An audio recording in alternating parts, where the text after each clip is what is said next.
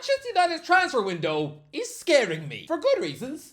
And for hideous reasons. Hello, I am the Irish guy. And where do you want to start? First of all, £250,000 a week? This is how much Bryan Mbeumo wants to get paid to play football. He doesn't want to double his wages. Oh no. No. He doesn't want to triple his wages either. No, of course not. Sure, how is he supposed to afford the pajamas for his son? He doesn't want to quadruple his wages. Oh no. No. A mere 4 times his salary. We'd still have this guy having to rob his yogurts from Aldi, right? But no. Bryan Mbeumo wants to 5 times his wages. A 5 times increase. Are you nuts? Are you insane? Surgeons get paid 5 times what people are paid to fix toilets. Okay, let's be real, okay? Bryan Mbeumo was getting underpaid at Brentford. I mean, he just scored 20 goals from the wing. Was being paid 50 grand a week. It is kind of crazy that he put up such saucy numbers. Was being paid the same amount of dough as the likes of Aaron Cresswell, Wout Faes, and Sean Longstaff. He was actually earning less cash than his B-mate Ben Mee. I would imagine whenever he was reminded of that fact, that Brentford's best player was taking home less money than that injured teddy bear slopped on the Bees bench. Yeah, he must have felt like angrily crunching his frosted flakes. Because again, he's not rich enough to afford Frosties, right? But to ask for £250,000 a week? Are we living in Crazyville? I never understand these players who blatantly and desperately want a big move and then ask for crazy money. They're playing a dangerous game. He's essentially saying that the only way he wants to leave Brentford for Manchester United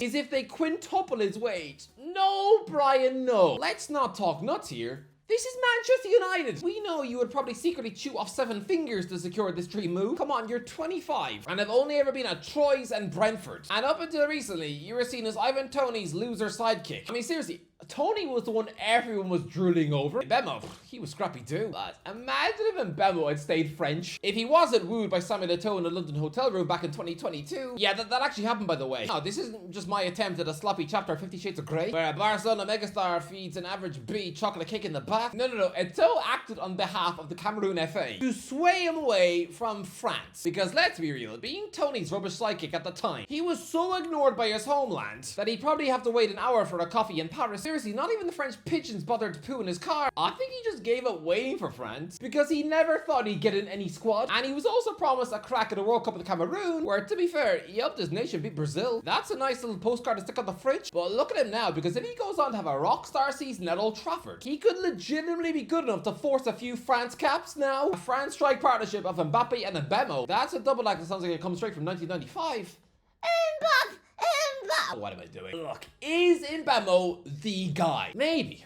What he reminds me of right now is Riyad Mahrez, because I had never seen someone go so quickly from being absolute wet-powered sludge to overnight superstar so quickly. Because let's be real, Mahrez always had talent, sure. Look, come on, his debut season in the Premier League was nothing special at all. 4 goals in 30 matches for Leicester. As the club sat bottom of the league for 5 months, he was part of a team which took 2 points from 13 consecutive matches. He did not look suited to English football. He was another Remy Cabella or a Florian Thauvin. Clearly, technically sweet wingers who'd be monsters at 5-a-side, but because they had the upper body strength of wet spaghetti, they definitely belonged in a weaker league. Back in early 2015, I made up my mind about Mahrez, and he was about as memorable as a snot pudding. Yeah, similarly, Mbeumo has just gone from being a 9-goal-a-season winger to now 20. Yes, okay, his stats have been padded because he's on the penalties now, but even without pens, he would still have a 15 Premier League goal season from the wing. But here's a scary Manchester United target.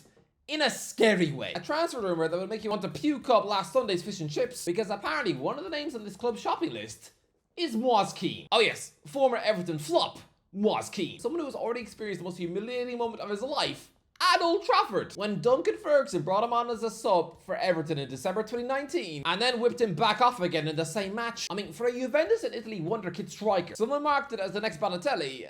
That's embarrassing. Look, I'm gonna tell you this. When it comes to Mo Keane, I am psychic. When it comes to this particular player, I can see right into his soul and his future. Oh, what, you think I'm lying? Oh, no. Sorry. Let's go back to 2019, shall we? This is what I said Keane would be doing 5 years in the future. Everton, Mo Keane, Fiorentina. I said at the time, I think Mo Keane was overrated. In 5 years, he'll be in his prime with 24, and I don't know, probably halfway down Serie A with someone like Fiorentina. Well, look where he is now. He's just scored 25 goals in a season for Fiorentina. Yeah, I'm psychic. Right now, I can tell you with utter confidence that Mo Keane is swiping Tinder whilst pooping on the loo. He had an egg McMuffin this morning, you naughty, naughty boy. But look, is he right for Manchester United? No, No, he's not. Yes, he's just had a blistering season for Laviola, sure. But last season, he scored a big fat nothing in 20 games for Juventus. Yeah, he's in a good moment right now. But no, this is someone who's maybe worth a risk on loan. Like how an injured Radamel Falcao was probably worth the risk on loan. But don't sign him permanently, absolutely not. But someone that you do want, oh lads, Viktor Gyokores is an exciting prospect. But he's also an enigma. He is the perfect example of a player in red hot blistering form, and yet still, people are too scared to confidently say with their chest out that he's good, because they don't really trust the Portuguese league, and rightly so. They've been burned before. Darwin Núñez had a 34-goal season for Benfica. Then he joins Liverpool for mega money, and he scored goals, sure, but he's been a disappointing bag of onions. But sometimes it is okay to trust the numbers in the Portuguese league. I know Falcao is the Premier League legacy of a squished chocolate egg, but no, we all know he was world class. He scored 72 goals in 87 games for FC Porto, and yeah, he ripped up Spanish football, French football, and the Champions League. Gyökeres, he has even better stats in Portugal. 97 goals in 102 matches for Sporting. He's mega scary. Lads, we literally saw this guy belting a hat-trick against Pep Guardiola's Man City. If anyone did that in the Premier League, then they immediately get thrown in everybody's shopping list. Gyökeres has shown scary behaviour. He has scored 137 goals in his last 2 seasons for Sporting and Coventry. Which begs the question, why would an elite world-class footballer, and just what on earth was he doing in the Championship at 25? Don't forget, this is somebody who had a goal-less season at Swansea during lockdown. I'm telling you now, go back 5 years ago and tell anyone that this blonde muffin sitting on a bench in Wales was a future Manchester United number 9. I know, everybody would have cringed as if you just picked cheese out of your belly button. Honestly, back in 2020, those Manchester United fans would sooner have had Odion Ighalo instead. This is someone who was a Brighton employee for 4 years before he was sold and was never even allowed a minute on the Premier League pitch. Honestly, Brighton must have promised him a future at the club, because they literally signed his girlfriend too. Seriously, they brought his childhood sweetheart to the club.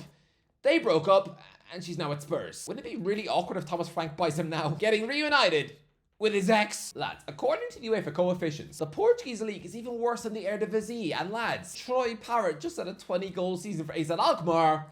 Still can't really get in the Ireland team. The other night, he couldn't even score against Luxembourg. Why do we keep not beating Luxembourg? So when you look at it that way, then yeah, paying big money for Gyökeres, it does look terrifying. Is he only able to score goals in a pudding league? I don't know, that's why this is a risk. But for what?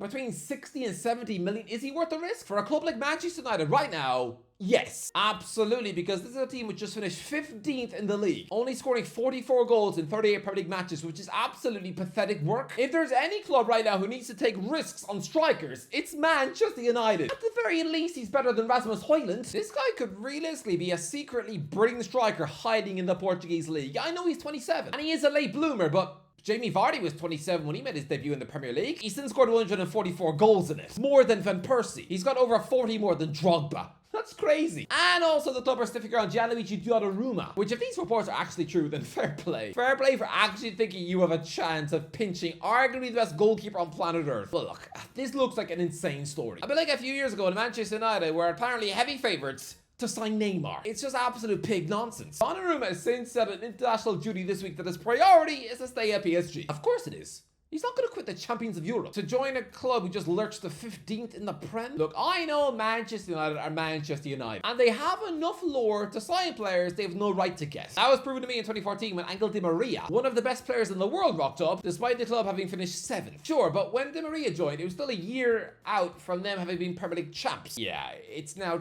12 years since they won the league. Look, I mean, the lore is still there. That's how they were able to sneak a monster name like Matheus Cunha last summer. But you're not getting Donnarumma. There's probably about as much chance of me putting a Barbie doll on my nose. Now, if I'm Manchester United, go for a more realistic target and goal, Mike Mainan. For some reason, Chelsea being really apathetic and stubborn about this deal. They've walked away from a deal for the France number 1 because AC Milan want £20 million for a goalkeeper with 1 year left in his contract. I know, £20 million sounds like a lot of money for someone who, yeah, in next summer will be less expensive than a Mars bar. But so ambitious clubs who are serious about winning big things, they get the deal done. Why are Chelsea all of a sudden being tight with their money when last summer they locked João Felix into a 7-year deal and they already want to get rid? You spent 100 million on Mikhailo Mudryk. I mean, come on. Lads, nearly 17 years ago in January 2009, Manchester City paid a monster £18 million for Hamburg midfielder Nigel de Jong. He was out of contract in the summer and they still paid a monster fee.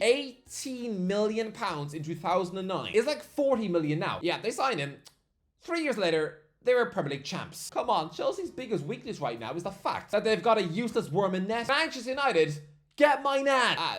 The world-class goalie, I mean. Nah, I'm not giving you free reign to chat up Doris while she's making your midnight tea. No, Mike Mainan is the real deal. And yeah, I know you're probably scared about returning to the city of Milan to buy a goalkeeper. You've been stung there before, absolutely, but no. I promise you, Mainan is so much better than Onana, and so is the AC Milan goalkeeper. Onana has turned out at the concentration levels of orange juice. So honestly, if you just go and get Mainan, someone who next summer could realistically be champion of the world. Honestly, if France win the World Cup in America, he will be voted best goalie on the planet at the Ballon d'Or. Another banana coming up. I'm so sick of these.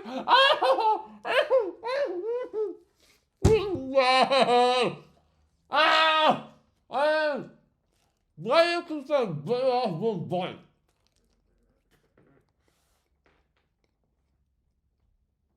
Why you?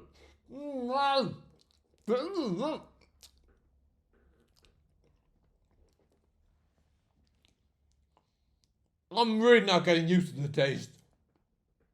Why do I keep trying to bite it off in one go? Get him now, what are you waiting for? It's only 20 mil. You spent more than on a Fellaini 12 years ago. Lads, this is the most important summer transfer window in Manchester United history. Seriously, because this is make or break for Ruben Amorim. By now, these players do not suit him at all. But if he gets what he needs, if he gives this squad a massive makeover, then we could be looking at this club challenging for the Premier League next season. I mean, can you imagine a front three of Mbeumo, Cunha, and Gyokores? Yeah. 3 years ago, all three had the hype of a box of 4-day-old Chinese food. But now, they've all since morphed into just being absolute ballers. Seriously, lads, Amorim has proven that when he has the tools he needs, that he is a top coach. So if I'm a Manchester United fan, then I am seriously excited about all these new deals. Because, boy, do they need them. Anyway, that's the end of the video. Let me know in the comments. What do you think? Let me know in the comments. Are you happy with the business Man United are doing? Let me know in the comments. Don't forget to like, share, subscribe. I'll talk to you in a while. What happened to my elbow?